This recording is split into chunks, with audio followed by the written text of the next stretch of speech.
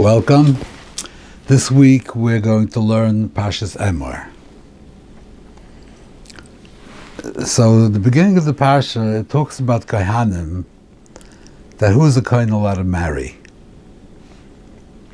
So a Kohen Hedyot says, Isha Zoyna v'chalola lo yikachu. They shouldn't marry a Zoyna or a Chalola. Chalola is, she comes from a puzzle of marriage that her father married somebody that was usher to him, so she's a Chalola, lo yikachu. V'isha grusha me'isha lo yikachu. And he also shouldn't marry a divorced woman. Why? Ki kadishu le'lekov. Because the Kohen is holy, he's Kaddish, and his Kedusha does not allow him to marry a Zoyna, Chalola, or a Grusha. Now, a Zoyna, Chalola, I understand, because it's something wrong with this woman. She's a Zoyna, or she has a psul of Chalola, so the Kedusha does not allow to marry somebody who's puzzle. He's too holy for that. But why can't he marry a Grusha? What is she? I mean, she's a kosher woman. She's not married. She's a pnuya. So why can't he marry a grusha? What's wrong with a grusha? I mean, an almana he is allowed to marry. He's allowed to marry a previously married woman. But if she became previously married through a divorce, he's not allowed to marry her. So is the problem because a woman that went through a divorce maybe had a contentious time with her husband, and they had a fight, and it wasn't good for the midas.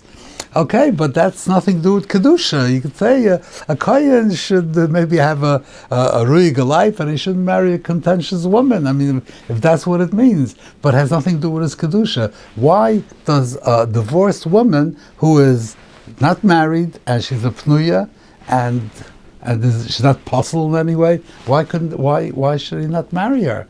How does that impact his kedusha? So, in Parshas Kiseitze,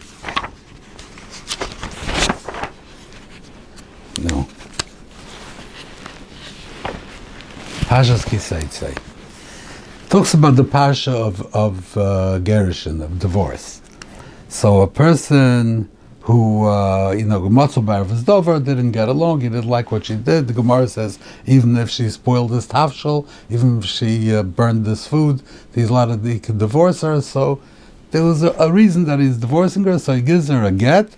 If the cost say increases, if doesn't be yada, and he divorces her, sends her away.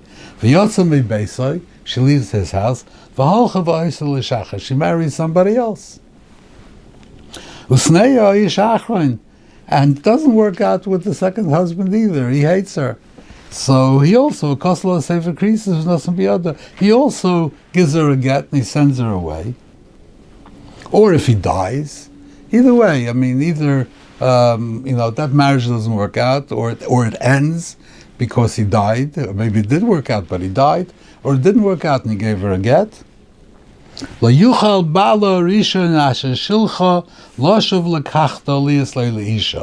first husband is not allowed to take her back and marry her. It's called, there's an iser, machzer, grushosai, lachesh, and isis. You cannot remarry your divorced wife after she had already been married to somebody else. And the pasuk adds, achrei asher hutama. Because she was hutama, she became tameh, which is the language of arayas, asher hutama. Why is she hutama? What did she do? She married, she was free from him, she was divorced, and then she was a pnuya, she was mutar l'shuk, she got married to the second person, kosher v'yosher, all the rabbanim, the rosh hashivas were there, it was gevaldik, everyone was happy about it, and then either he died or they got divorced, and now he wants to take her back. Where was she hutama? What did she do?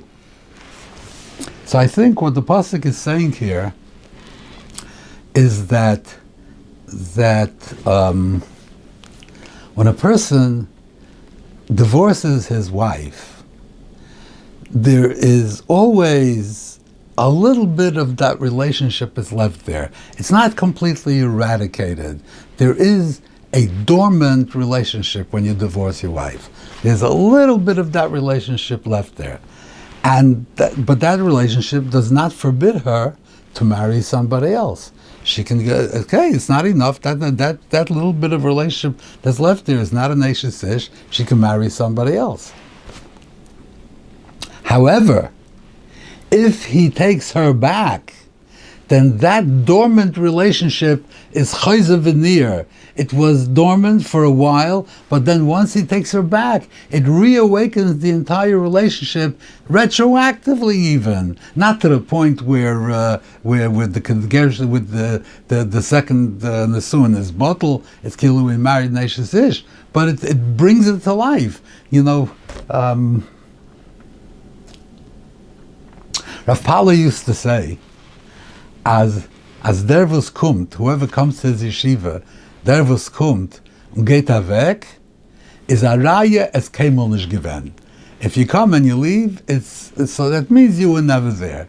And I like to add to that the corollary that dervus geht weg und kommt zurück is a raya kemol nish weggegangen. If you leave and you come back, that means you never really left. Because you just left temporarily, but then you came back. So it's not really that you left. So the same thing over here. A person divorces his wife, so they left, but there's still something dormant. And when he takes her back, so then it's a riot that he never really left. That this relationship was always there. Now it wasn't always there to the point where retroactively it would be mamish like the second husband married a Eishes Ish, but there was that second relationship was there. If you take her back, then that second relationship was there during her marriage to the second person. Then that relationship which you reawakened was there during her marriage to the second person. Therefore, retroactively, her living with the second person was a kind of tumah, because she was living with a man where she was really had a more active relationship with her first husband retroactively. So therefore, you're not allowed to do that. But if you don't take her back, then it always remains dormant, and therefore there's no problem. But if you do take her back, then retroactively she was utamo, and then it's also for you to live with her. That's what the pasuk is saying. So maybe according to this, you could explain over here also that a Kohein, this dormant relationship, it's not no relationship. There is a dormant relationship there, and that dormant relationship does not answer her to people. She's not an Eishes Ish. However, a Kohein who is Kaddish should not marry a woman who has a dormant relationship with another person. That is what the pasuk is saying. She is a ksheira, there's nothing wrong with her, but she has a dormant relationship with another man, and it's not reawakened. He didn't take her back. But even if he doesn't take her back, there is something there. There is a dormant relationship. There is a sleeping relationship. Therefore, you should not marry a woman who has any kind of relationship with another man. That is a stira to Kedusha. That's what I think the pasuk may be saying here.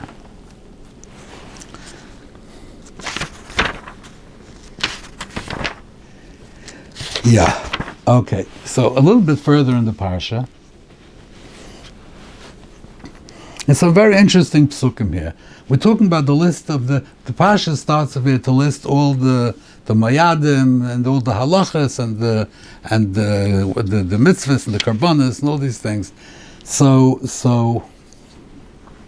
starts like this: Daber el bnei Yisrael v'amarta aleihem mayadei Hashem asher tikra yisom mikroi kodesh Elohem mayadoi. It sounds like Elohem mayadoi as if there should be a colon after that. Elohem mayadoi introduces a list. Elohem mayadoi, these are my mayadim, and then the Sheish Yom Tasam Malacha of Yom Hashvi Shabbos Shabbos and Mikra Kodesh. So the Mefarshim want to know, how does Shabbos at the head of the list of Mayadim? Shabbos. Now Rashi says, Ma in Yeshabbos Eitzam Mayados Ulamedcha Shekol Mechalos Mayados Malav Kilchil Shabbosos. Rashi does not ask you why Shabbos is in this list. or why this is the first. You're saying introducing a list of Moyadim, and the first thing that you introduce is Shabbos. Rashi is not bothered by that. Rashi is bothered by something else. We're talking about Moyadim. Why do we have Shabbos together with Moyadim? Why are they together? So Rashi says to teach us, if you mechal some Moyadim, kill you mechal Shabbos. Fine. That's why there is a juxtaposition of Shabbos and the Mayadais. But why is that the first thing that's mentioned on the list? Ele Mayadoi and Shabbos. You should say Ele Mayadoi, tell the Mayadim, tell Shabbos afterwards, and then you'll say that Shabbos is coming to tell you. But why is Shabbos at the top of the list? That's the Mefarshim, struggle with this. But the Rechaim also asks that there's a double lashon here. Twice, Mayadei Shtikroisa Mikroi Kodesh, and then again Elohim Adai. What's this? Why it's repetitive? What is he saying? And then later it says again Elohim Adai Hashem Mikroi Kodesh Shtikroisa Mayadam. After Shabbos, then you say it again. So you say it once, and you say it twice, and you say it 3 times. So what's the reason for this? And also, if you look at the pasuk. We know that from elementary school grammar, that a sentence has a subject and a verb. The man went. So you have a subject and a verb for what he did. That is a sentence. The man is not a sentence. It doesn't have a verb. What about the man? Doesn't say anything. Doesn't say a description of him. Doesn't say like a predicate adjective. The man is tall. There's nothing. Just the man. That's not a sentence. So here, the first part of this pasuk, the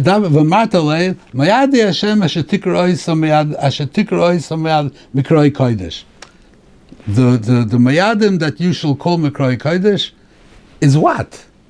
There's no continuation. The sentence is katua. There's no. The rest, is like mikra mesuras that you have to provide your own verb to this.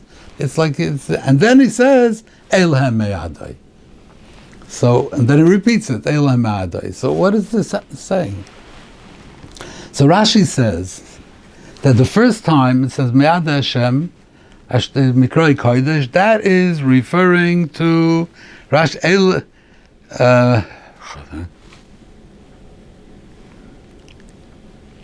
here.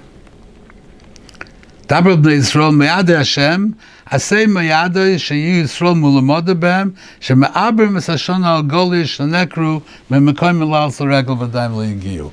Right, this Gemara Sanhedrin hold about the Ibur Hashana that Bezdin is allowed to insert a second Adar, and if the people are left to far places and it was bad weather and they're stuck on the road and they won't be able to get to Yerushalayim in time for Liyul Regel, so Bezdin is allowed to insert a second Adar, and then the Pesach, instead of coming out in that time, it comes out a month later. That's what the first pasuk is talking about. The second pasuk, Rashi says, Elam Yad Hashem, L'ma'ala Medaber Bibra Hashana. Before he's talking about the second pasuk later, after Shabbos, Elam Yad Hashem Mikroi Kodesh Tikroi Samayadam. That's talking about Kiddush HaChodesh. That Bezdin is Mekadosh the Chodesh. That's Mikroi Kodesh. I think like this. When there is Ibur Hashana, then Bezdin is actually deciding, Bezdin is actually controlling when the month happens. But when the Yontif happens, it's supposed to happen in March, and they decide, no, it's important, people are coming, or other reasons. The Gemara has a number of reasons why. So therefore, they decide and they move Pesach to April or to, I don't know, whatever. But Bezdin is the one who sets the time of the Moed. Whereas by Kiddush HaChodesh, Bezdin doesn't set the time of the Moed.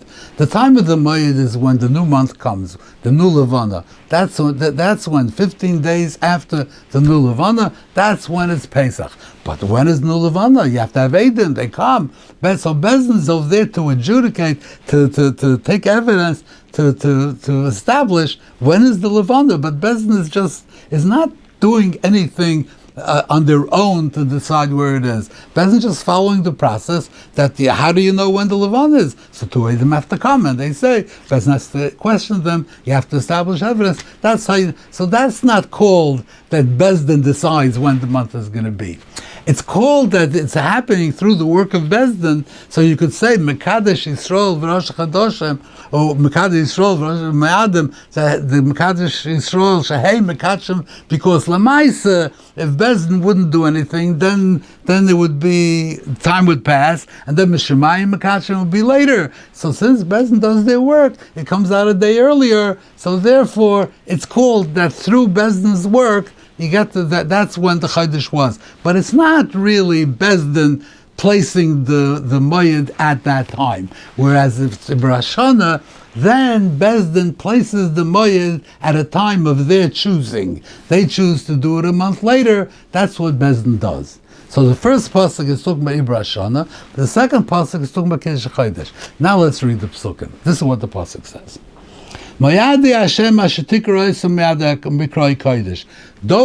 Yomim Tovim that you will establish through Rosh Hashanah, Elohei Ma'adoi. I consider these my own Ma'adim as if I did it. That's is not. There's no colon after Elohei Ma'adoi. That's not the heading of a list. Elohei Ma'adoi. It's a statement about the Ma'adei Shemesh Tikroisam. Those that you decide. If you decide to make Pesach a month later, Elohei Ma'adoi, I accept that as if I did it. These are my mayadim. That's what the pasuk is saying. The pasuk says, so there's no duplication here, and there's no half. There is a subject and there is a verb. Those months that you are mekadesh, I consider them to be my mayadim. That is a complete sentence. So the second part completes the first sentence, and it tells you how the Rebbeinu Shalom looks at what Beis Din did. I look at it, as if I had decided, I endorse your work, and if you did it, I did it. That's what it says, Elohim Mayadai. But later, and then he says Shabbos. Okay, so now, first he tells you a klal. You know, Ibur Hashanah works, and whatever you do is considered like my Mayadim. And now he goes and he tells you, we have Shabbos, and then we have Yom Tovim. Now he's saying these are the Mayadim which are established through Kiddush HaChodesh, and he goes and he lists all the Mayadim. So the list actually starts later. The list doesn't start with the Elohei Mayadai. The Elohei Mayadai was not the head of a list. It was an explanation. It was a conclusion of the first part. Elohei Mayadai. Do whatever you establish in Rosh Hashanah. That's good. That's fine. That's as if the same thing as if it had been a regular year. It's the same thing. I accept these fully. That's one statement established. Okay, now let's get to the list. Now the list starts with we didn't have a heading to this list. There's no heading. Now we start saying you have Shabbos, and then you go through all the Yom Tovim. So everything is in its place. And Elohim Adai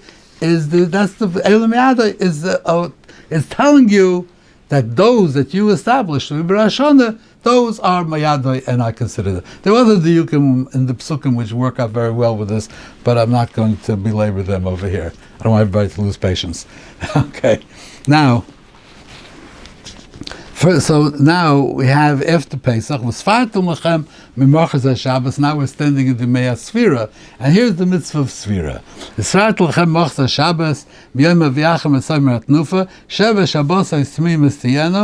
Ad Mochaz Shabbos Tisperu Chamishim Yom. So you have to have 50 days, 49 days, 50 days. So the Gemara says in Menachos, Omer Abaye, mitzvah lemimni yomi, a mitzvah lemimni shvui. We have to count the days and we have to count the weeks. And that's what we do. We count days and we count weeks. It says Chamishim Yom, and it says Sheva Shabbos Tmimos, you have Shavuos, and you have Yomim. I usually don't say things that I hear from other people, but I want to say over Vart that I heard from my Chavrusa, Yosef Chaim Cohn, my co-author on the Guide to the Guide on the Rambam. Brilliant man, a very good friend of mine. So he said like this. He has a few questions.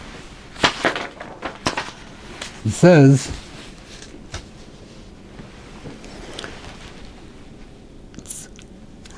the Yomim, when we count Yomim, we count right away the Yomim.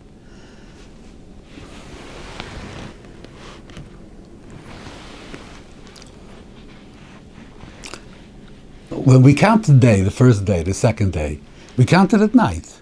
As soon as the day starts, we count that day. Whereas if we count the weeks, we count it when we reach the end of the first week.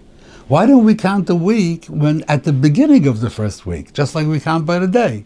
The first day starts, we don't wait for the whole day to be complete and say that this was a day. We start right away. This is the first day, in the beginning. Or the 8th day, or whatever it is, in the beginning. So why don't we do the same thing for weeks? We should count at the beginning. So if you tell me for some reason that weeks have to be counted at the end, then we should count it at the end of the week, not at the beginning of the 7th day. We should count it at the end of the 7th day. Why do we count it at the beginning of the 7th day? How do you count weeks? If you count it at the beginning of the week, you should count it at the beginning of the first day, when the week begins. If you count it at the end of the week, then you should count it at the end of the 7th day, when the week ends. Why do we count the week at the beginning of the 7th day, which is not at the beginning of the week and not at the end of the week?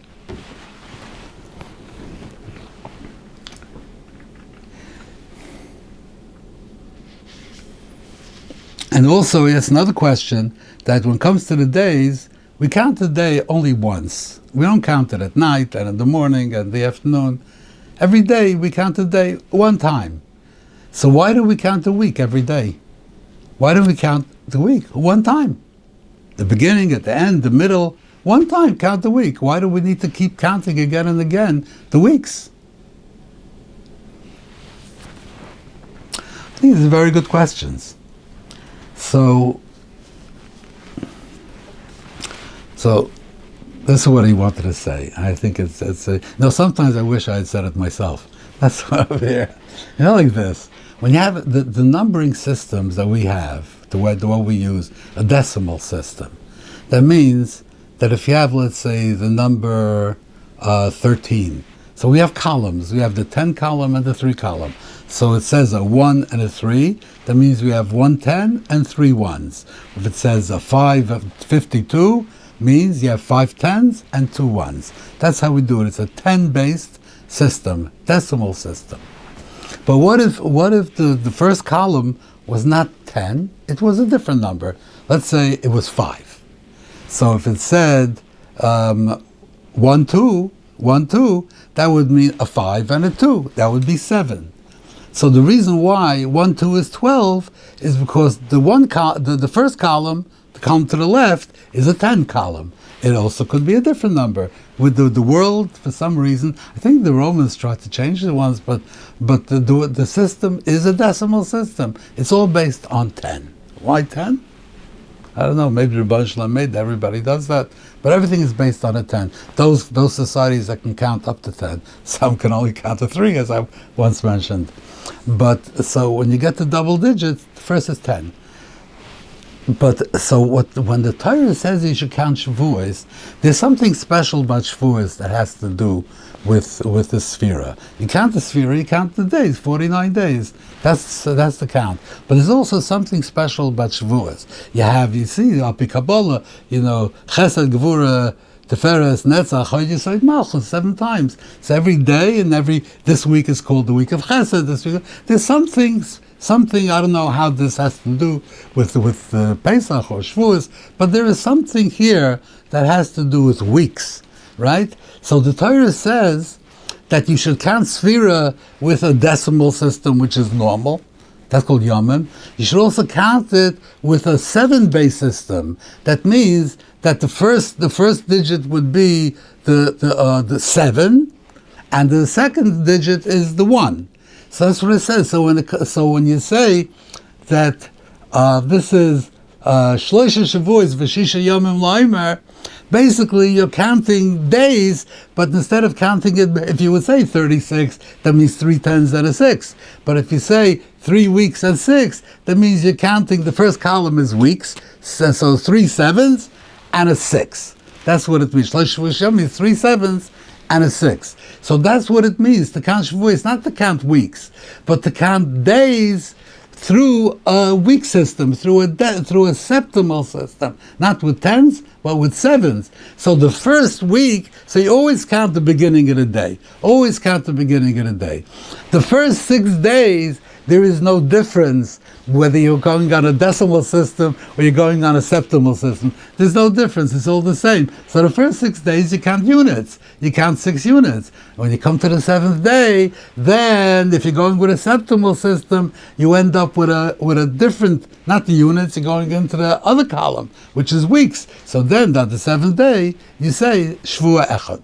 This is Shvua Echad. And then you continue. Let's say it's the middle of the week, so you say Ayom Shvua Echad V'Shnei Yomim. Because why are you mentioning Yomim if you count Shavuos? Because you're counting with a septimal system. So you have to have both columns. You have the week and you have the days. So Mela, that's what you have to do. So really, it's very well resolved. I think it's wonderful. Thank you very much. I hope to see you again next week.